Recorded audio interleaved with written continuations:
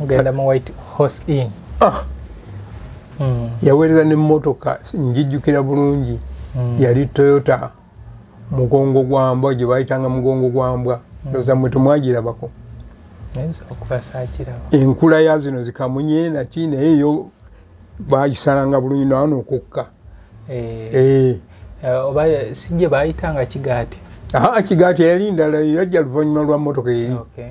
Naye nga naye yali eyagala kwefaanaanyiriza. Era Kigaati era ne kamunye type ezo. Yes. Eyo nagirabako. Nga tugenda olwo twagenda nga tuli abantu 8. Abazina Zulu dance. Olwo tuleeseeyo n'omukyala Lunkuse.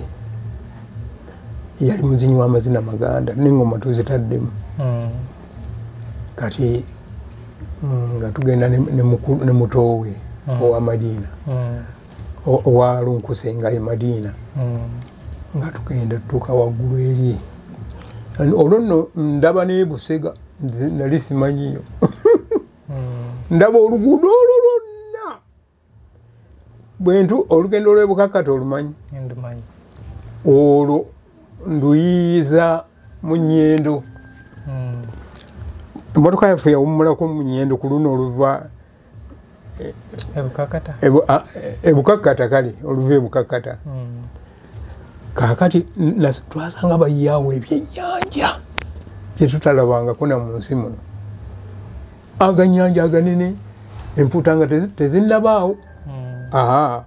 Mwalimu Kasulubana, mulimu ebisinja, mulimu engege, emmale.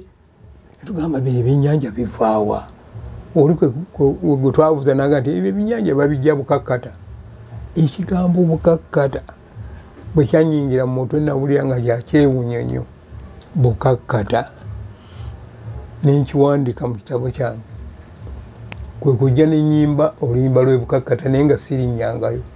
New Subs Fashions tukutuusaako ebiteeteeyi kw'ossa abaya, engatto, ensawo z'abakyala, jackets, jeans n'ebirala. Tusangibwa ku Wilson Street ku kizimbe ekya Sunset Arcade ground floor shop number 2. Akati munnange Charles Sonko nga ngamba nti onojja n'okola practice tijja kujja.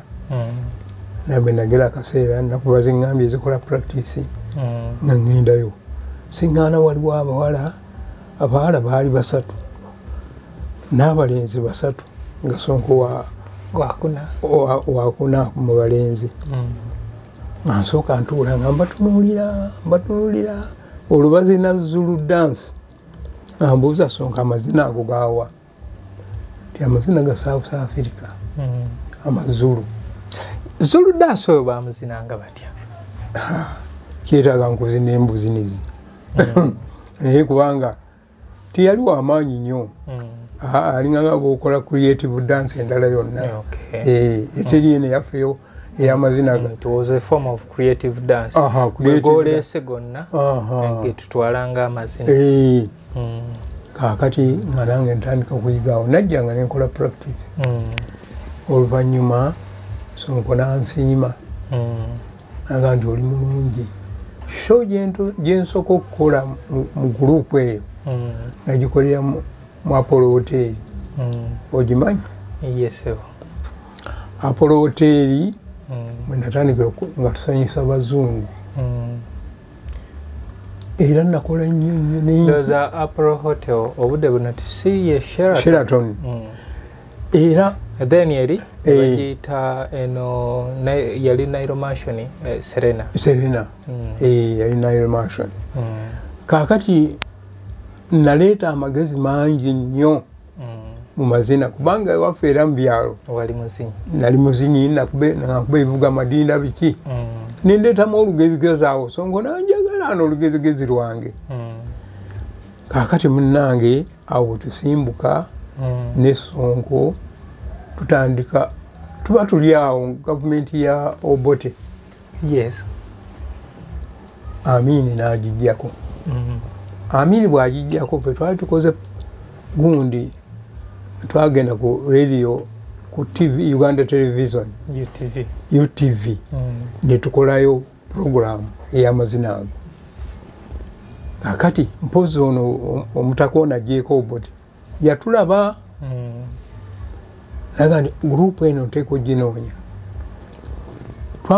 twabuuza oluvannyuma nga tuze tuli naye kubanga tuyitanga tutula naye Makindi eyo Presidency Lodge tutula naye wa tumugamba amazina gano wayagagala lwaki agandi nabaagala nnyo nze nabalaba ku TV nga muzina amazina amazulu okuva South Africa ate nga South Africa bagisibako natti eby'apartheid nagamba njagala nnyo mmwe mugenda okutambula ensi nga mulaga amazina ga South Africa bannange nga tukola practice olunaku lwe lwatuuka nga batuyita kugenda bombo kuzinira mu bantu abagenyi abaza okutyala mu ggwanga nga bwomanyi ffe baartist abasinga obulungi tubeera twekunya ku lunaku olwo ng'ate emmotoka bagiweereza etutwala gundi talabika bajja leeti ogenda okuggwawo ffenna tulinye emmotoka twabanga tugenda ebbombo ng'emmotoka z'abagenyi ziva ebbombo zidda e Kampala emikolo giwedde okutuuka ebbombo wegibadde nga baga byawedde dda nga tewalina muntu n'omu naye tuba tulyawo ku lunaku olulala nga baweereza ababaka nga batugamba leero luno omukulu abeetaaga Kabaale Kofi Kabaale wanti eri erukiga ogenda mu White Horse Inn yaweereza n'emmotoka njijjukira bulungi yali Toyota mugongo gwambwa gye bayitanga mugongo gwambwa ndoza mwe temwagirabako enkula ya zino zikamunye naki naye yo bagisalanga bulungi naano okukka oba sijje bayitanga Kigaati Kigaati yali ndala yajja luvannyuma lwa mmotoka eri naye nga naye yali eyagala kwefaananyiriza era Kigaati era nekamunye type ezo eyo nagirabako nga tugenda olwo twagenda nga tuli abantu 8 abazina Zulu dance olwo tuleeseeyo n'omukyala Lunkuse yali muzinyi w'amazina Maganda n'engoma tuzitaddemu kati nga tugenda ne mutoowe owa Madiina owa Lunkuse nga ye Madiina nga tugenda tutuuka waggulu eri olwo nno ndaba ne Busega nali simanyiyo ndaba oluguudo olwo lwonna bwentu olugendo lw'ebukakkata olumanyi olwo nduyiiza mu Nnyendo emmotoka yaffe yawummulako mu Nnyendo ku luno oluva ebukakkata kale oluva ebukakkata kaakati twasanga bayaawo ebyennyanja bye tutalabangako na mu nsi muno agannyanja aganene empuuta nga tezinnabaawo mwalimu Kasulubana mulimu ebisinja mulimu engege emmale tugamba bino ebyennyanja bivaawa oli gwe twabuuza naga nti ebyo ebyennyanja babijja bukakkata ekigambo bukakkata bwe kyanyingira mu mutwe nawulira nga kyakyewunya nnyo bukakkata nenkiwandiika mu kitabo kyange kwe kujja n'ennyimba oluyimba lw'ebukakkata naye nga sirinnyangayo kale baganda bange tukyali ne mukadde waffe Muzeeyi Matiya Kakumirizi omu ku batandisi ba Kadongo Kamu be bamu ku batono abatandika ensiike ya Kadongo Kamu oba abaasookawo betukyalina so tugenda koma mu sessioni endala Muzeeyi Kakumirizi abadde atunyumiza obulamu obw'emabega obw'obuto bwe ajirira atya ayingire ekisa kya entertainment atulaze tetunayogera ku ndongo kati olwo tugenda mu session ey'endongo olwo n'engendo za Muzeeyi Matia Kakumirizi kubanga y'omu ku bantu eneekakasa nti baatambula ensi eno kata bagimaleyo. Agamba Europe ndowooza ensi zino ezitondeddwawo oluvannyuma ndowooza omukago gwa Soviet Union guweddewo gy'atanagenda. Kale Muzeeyi Matia Kakumirizi tukomye ku lugendo lw'ebukakata kati tusooke tuveeyo tusooke tudde ku lugendo lwa music. Muzeeyi Kakumirizi otandika ddi okuyimba? Otandikirawa? Otandika otya? Ani yakusikiriza? Waawo abansikiriza bangi naye waliwo omwana eyansikiriza teyali Muganda, yali Muteeso naye ng'abeera ewaffe naye ng'akuba gita ku kyalo yanneewunyisa. Anyway, tulina gita yaffe, saba ompeerezeeko ku gita. Muzeeyi Kakumirizi agenda atusuniramuko tusobole okutegeera Kakumirizi gwe twogerako omuyimbi. Tuwulire Kakumirizi yaliwa nsunemu oyo oluyimba lwo lwonna.